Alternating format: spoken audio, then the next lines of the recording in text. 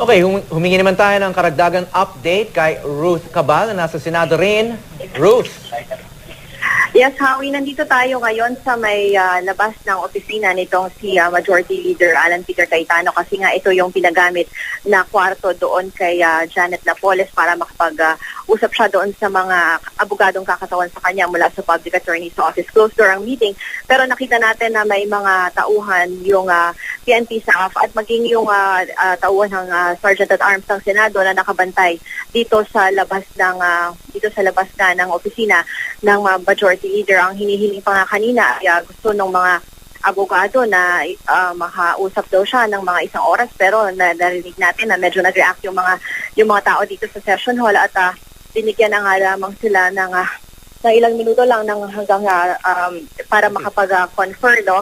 Ang sinasabi kanina nagkaroon tayo ng pagkakataon na makausap si Majority Leader Alan Peter Cayetano. Ang sinasabi niya ay hindi naman daw sa lahat ng pagkakataon ay pwedeng i-invoke nitong si Napoles yung kanyang right against self-incrimination kasi nga yan yung isang posibleng senaryo na inaasahan nila dito. So ang mangyayari dyan ay i-assess yan ng mga senador isa-isa bawat question kung pagbibigyan siya na hindi sumagot at kung i-invoke niya yung kanyang right against self-incrimination. Pero ang sinasabi nga ni Cayetano, ang mahalaga ay nandito nga ngayon si Napoles at napaharap nga dito sa ginagawang investigasyon ng Senate Blue Ribbon Committee tungkol dito sa pork barrel scam. No? Sinasabi niya na parang after nito ay depende na yung ating justice system kung saan susunod yung madadala itong kaso nga laban kay Napoles, no?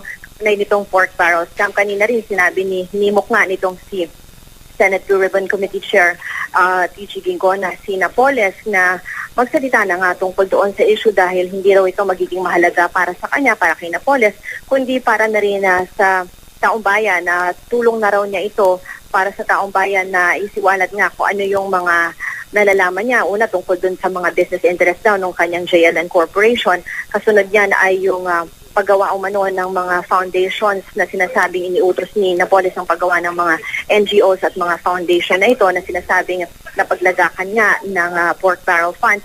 At pangatlo ay yung mga transaction daw ng kumpanya ni Napoles kasama yung mga ilang mamabatas na sinasabi nga ay yung mga daw nagkonsyabahan na makakuha nga daw ng bahagi nitong pork barrel fund. Okay. So nakaantabay lang tayo dito, Howie. Nandito tayo Ruth. Sa labas, no? Oo.